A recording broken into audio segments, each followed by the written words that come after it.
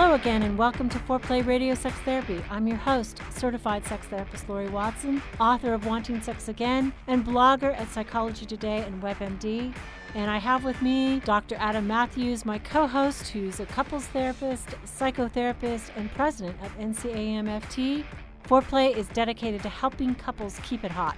Each episode, we cover an aspect of sex that impacts your sex life and something that you can relate to. So if you find our discussions helpful, please give us a review on iTunes or Stitcher. We would love it if you would tell a friend about us. You can find us also on the web at foreplayrst.com. And if you have a comment or a topic that you'd like us to talk about, we'd love to hear from you. Please send them to us at info@foreplayrst.com.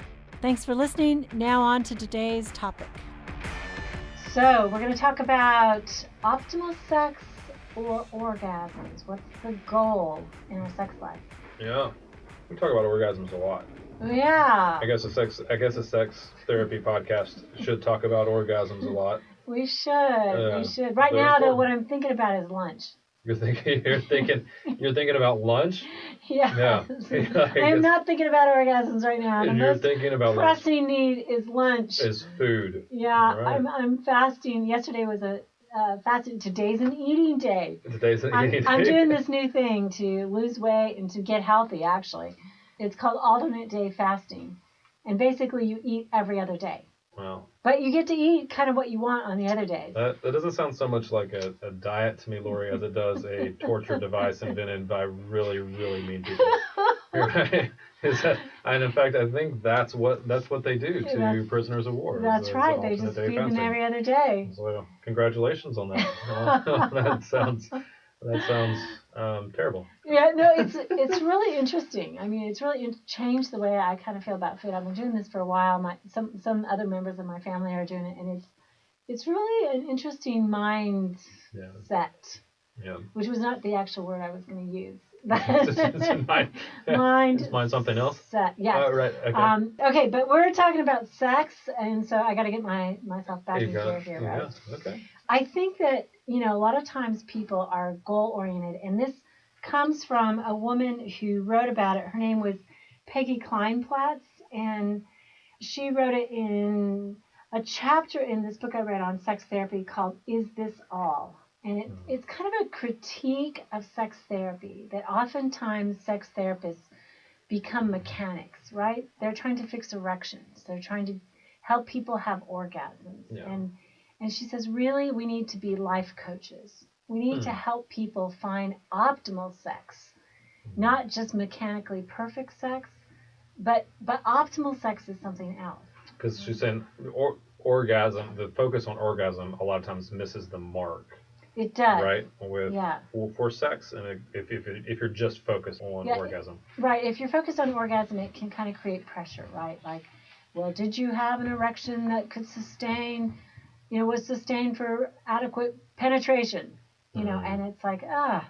you become tinkerers rather than people. Right. The you're talking about body parts. Yeah. The encounter doesn't become centered on accomplishing something rather than connection, and so it does create a lot of pressure for the outcome of that situation to be orgasm. And if it's not, then it's gone wrong or something has, and it builds the pressure again for the next sexual encounter as well, because you've got all of this weight stacked on. Well, we didn't orgasm last time, so we have to make sure orgasm happens this time. Right, and if you didn't orgasm, that means it was a bad encounter. There's like a meaning that's associated with it when you become focused on climax as the big deal. Right, especially if one partner has an orgasm and one doesn't.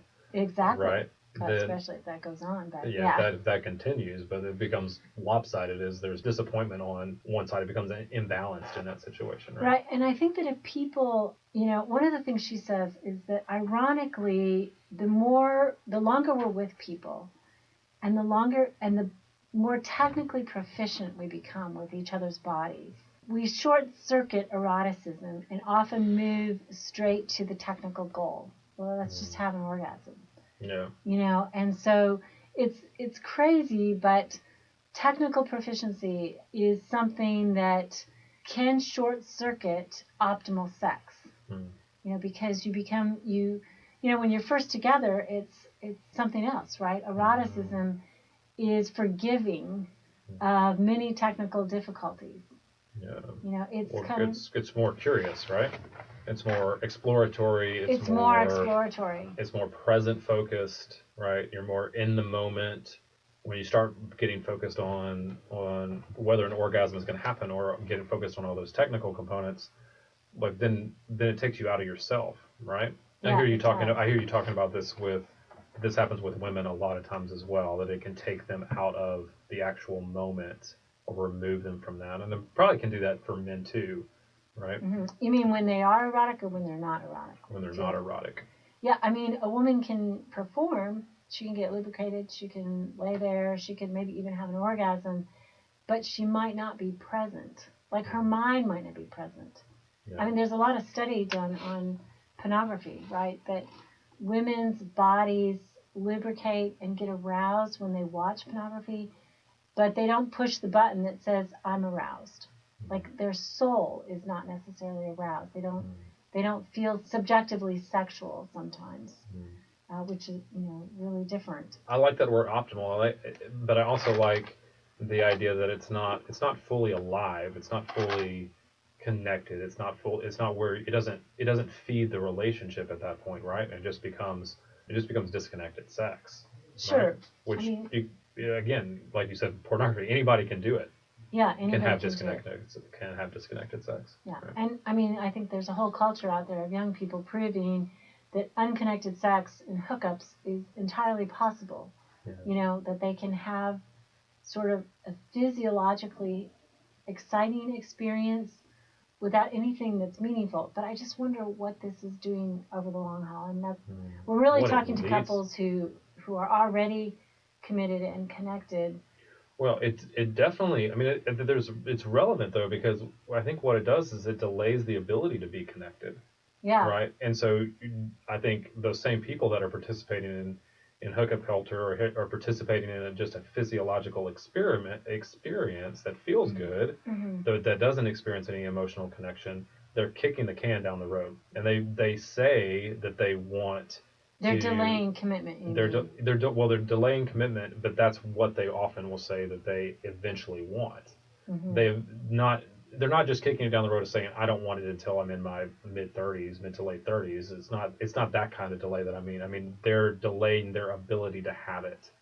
Like they're not maturing in a way that is going to get them to that point. Right, because commitment means we learn how to give. And in a hookup, we don't necessarily give. Yeah. And I would say completely biased in terms of the male perspective, that men are getting way more out of it than women, because they're getting orgasms, and about only 10% of women even have orgasms. Yeah. So anyway, one of the poor results of participating in sex that is unconnected is over time we lose desire.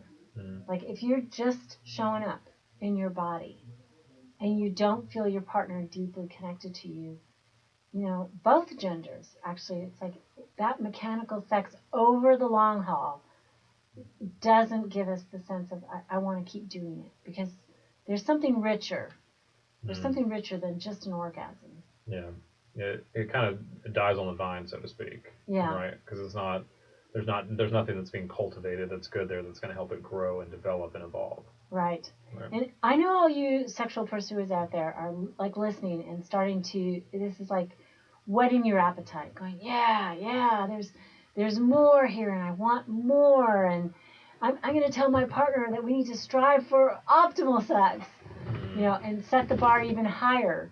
And I would just speak to you that hear these things as we talk over the next section about what optimal sex is, and think about how does sex become meaningful to your partner, because you don't want to re-pressure them with some new idea. Because what you're saying there, right, is that optimal sex isn't necessarily more frequent sex. No. Right. It's not that the number of times that you're doing it per day goes up. No. Right. It's more connected sex. And the research actually shows that both men and women rate sex better when they feel connected. Right. Like that it's not about frequency. Their sex life they rate as higher if they feel connected during sex to their partner. Yeah. That really begins to change. I think if we move away from orgasm is the goal sex, that does begin to redefine it for us, right? I mean, it's a shift. You're talking about the mindset of shifting away from thinking about food as you're talking about on your diet slash vlogging. But it's a shift in our mindset, a shift in how we think about sex and how we have kind of integrated that into our relationships, right? Right. We've taken that mindset and put it and imposed it on our relationships, and it has been and can be very damaging if we don't begin to re-examine that and shift that. Right. I mean, I think if you're thinking about connection, like I often hear the complaint from the man who says, I really want her to be in it. I really want her to want sex as much as I do. And I get that. I do get that drive and that wish. But let's just say it's an ordinary couple that has more secure attachment. And, she doesn't want an orgasm that night, but she wants to meet his needs. She wants to be with him. I think that's okay to let her offer that up and to acknowledge that one of the things she gets out of sex is a feeling of intimacy and connection. She likes the physical connection. She may not be in the mood for the orgasm. And I think it's a mind blower for a man who can't even imagine sex without an orgasm. Yeah. That's a mind blower. And somehow or another he downregulates, or he denigrates, the quality of that encounter. And then he shoots himself in the foot because, she may be really... He's not saying that what she values is important. Yeah, it's just getting things in the right order. And you tell me if I'm wrong in this, but like you said, shooting himself in the foot, when the pursuit is connected sex and optimal sex over just having an orgasm, it seems like frequency then is probably going to go up. It does. It does. And intensity is going to go up, and it's going to be overall it's going to be better. Down. Yeah, absolutely. Right. Exactly. Okay. Okay, so let's come back and describe optimal sex in the next half. You're listening to Foreplay Radio Sex Therapy with your sex therapist, Laurie Watson, couples therapist, Dr. Adam Mathews.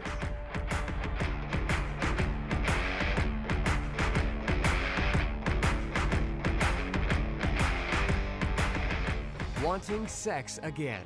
How to rediscover desire and heal a sexless marriage by certified sex therapist Laurie Watson. Each chapter is designed to fix one of the problems that cause low libido, from early marriage through the childbearing years, even all the way through menopause. I've also had men read it and tell me that for them it was the most hopeful thing they read about resolving sexual problems. Look for Wanting Sex Again on Amazon.com. You can also talk to Laurie Watson for therapy in person or via Skype. I offer couples counseling and sex therapy, and I think about both aspects of the relationship, emotional intimacy and sexual technique, and that combination together helps marriages be happy. Improve your sex and improve your relationship with Awakening Center for Couples and Intimacy. Find out more at awakenloveandsex.com. Awaken what's possible. It is one of my great joys in life to be able to really help individuals and couples find strength in their relationships and really find hope again. Licensed marriage and family therapist, Dr. Adam Mathews from Mathews Counseling. I work with a wide variety of issues, including depression and anxiety, marital issues, issues with adolescence. I believe that therapy should be designed around you, that it should be personalized to who you are and to your unique situation. Therapy is available in office, online, and by phone. I want therapy to be comfortable for everyone. At our office, you'll find that we sit around a fireplace in deep, comfortable chairs, look at the problem differently, and offer practical solutions for you to take home and utilize outside of the therapy room. Schedule today and rediscover hope. You can find me on the web at mathewscounseling.net, Mathews with one T. You can contact us through email or phone and find a lot of resources on our website, mathewscounseling.net.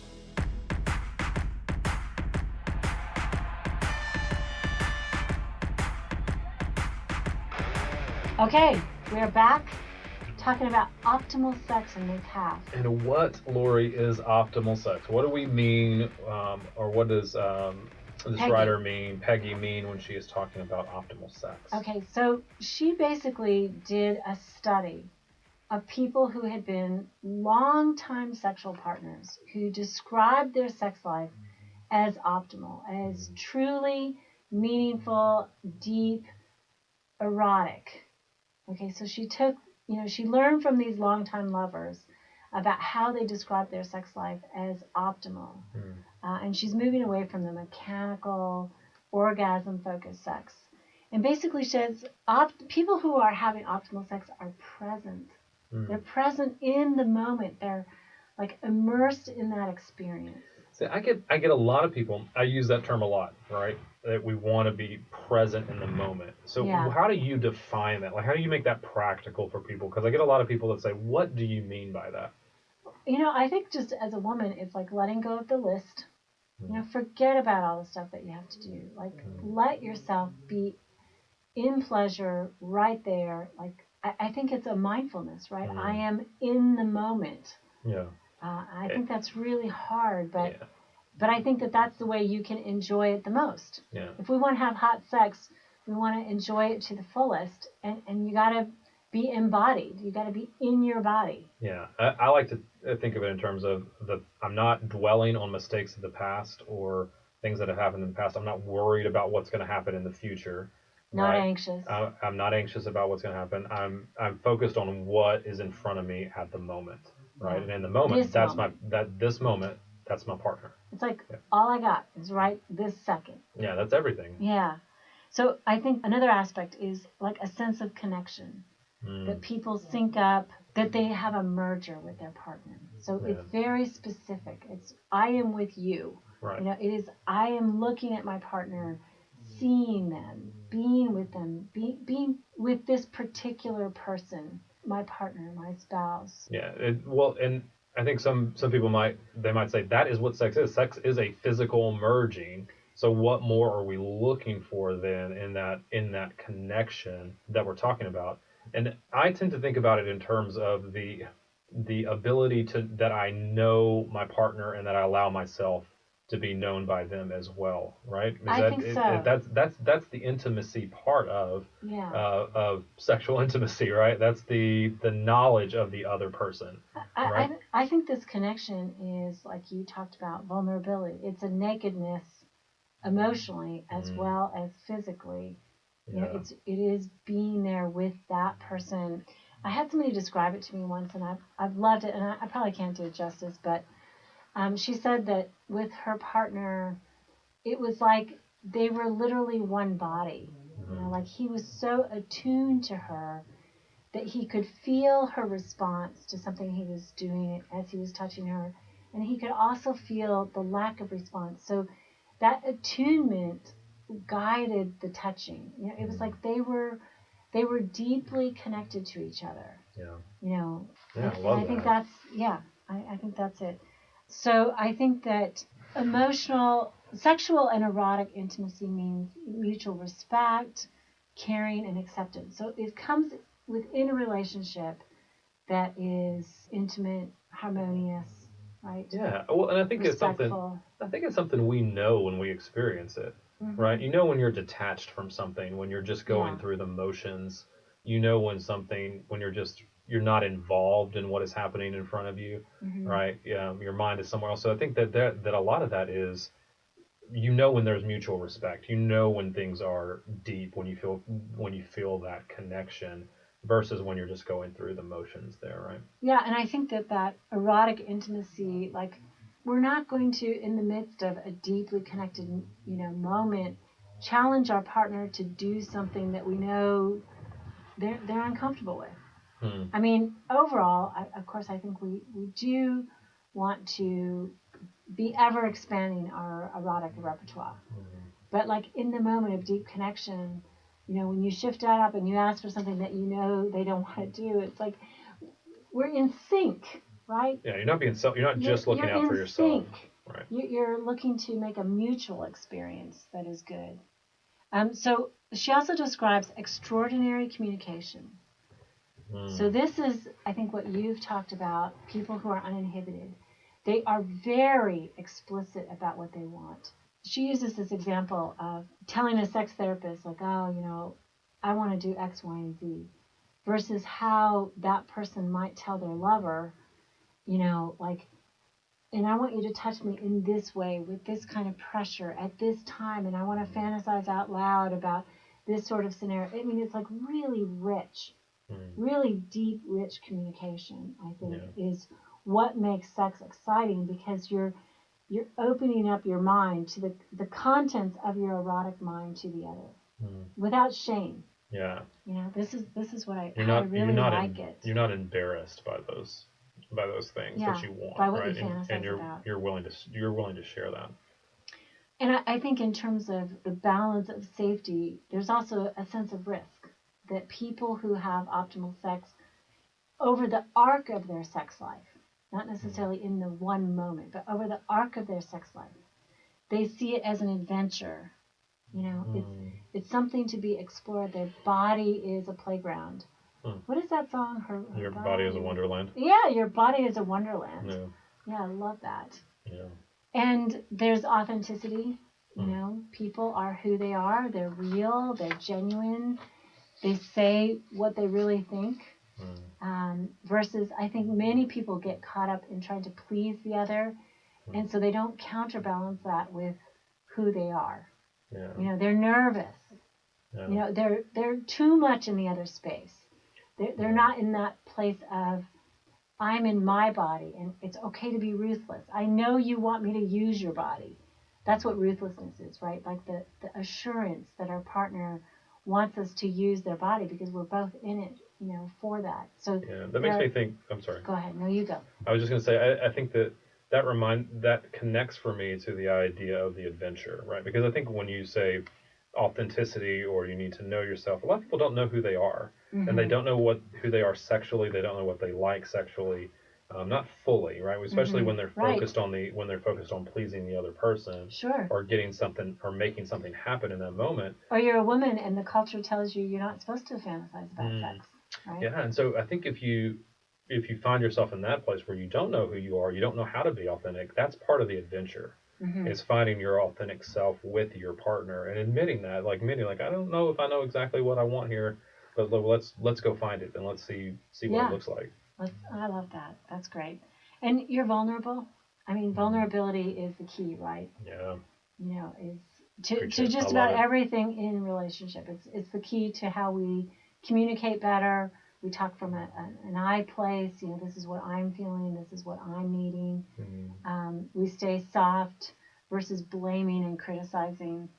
And then this, I think, is the end state of optimal sex. But she says it's a sense of transcendence.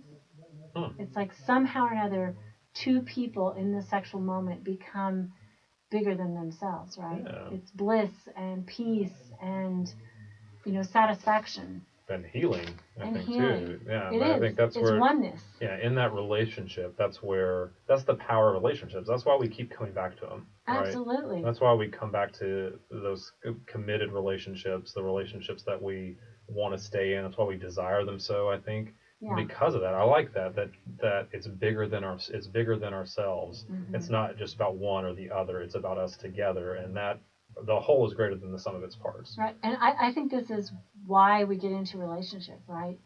Living life in a partner way is a better way to live. Yeah. You know, it's not only that we have better sex, because you cannot have transcendent sex in a hookup. I'm sorry. Yeah. You know, you can have a really exciting moment, but you can't have it. You can have a big orgasm. You can have a big orgasm. Yeah. You know, but can you have bliss and peace and contentment? I think that hookups, by their very nature, is about wanting more, wanting the bigger pop. Yeah. You know, it's not about the satisfaction that comes when you're with a partner who loves you, and you're creating something in a life, and in that moment together. You know, giving yourselves to each other is an amazing moment. And you can't find that we can't find that anywhere else. No, you can't find that, and that's something.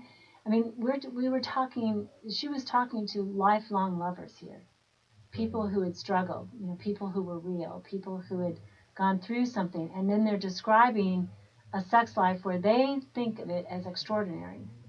You know, those were the people she looked for the study, to talk, to learn from them. And I think that, you know, when we're going through earlier marital struggles or partnership struggles, and we think, you know, am I ever going to get there, right? Am I ever going to get to this place where I have vulnerable, open, transcendent sex? You know, it feels like a long ways off, and it is. It's a work of a lifetime to grow the courage that we need to be that kind of open and uninhibited. And it doesn't start in the beginning of your relationship. No, it doesn't. Yeah. It doesn't. And people sometimes harken back. Oh, it was so great then. But usually early sex is very projective. Mm-hmm. You know, it's what I want to think you're experiencing. It's not what I know you're experiencing. Yeah. It's effort, but it's worth it. Yeah. Right? I mean, I think that's what people have to understand about relationships is that they're going to be hard work. Great sex, transcendent sex, optimal sex is work, right? In it's one a path. sense, it's a progress. Path. Yeah. It's not a moment. Right. And that's what you're fighting for. That's why you're vulnerable. Right. Like I think people need to know. A lot of people, why would I do this? Right? The question is, why would I be vulnerable? Why would I be that exposed? Why would I, Why would I keep working at it when it's hard right now? When it doesn't come easy, and that's why, because the end result is lifelong sex, not just sex in your 20s and 30s, right? Or whatever it is. It's lifelong. It's all the time. Easy there, Adam. Okay. Okay, optimal sex, better than orgasm. So you're listening to Foreplay Radio Sex Therapy with your sex therapist, Laurie Watson, and couples therapist, Dr. Adam Mathews. Thanks for listening. Hey, help us stay on top here at Foreplay. We'd love it if you would subscribe and share it with your friends. And please take 1 sec and rate and review us. Thanks so much.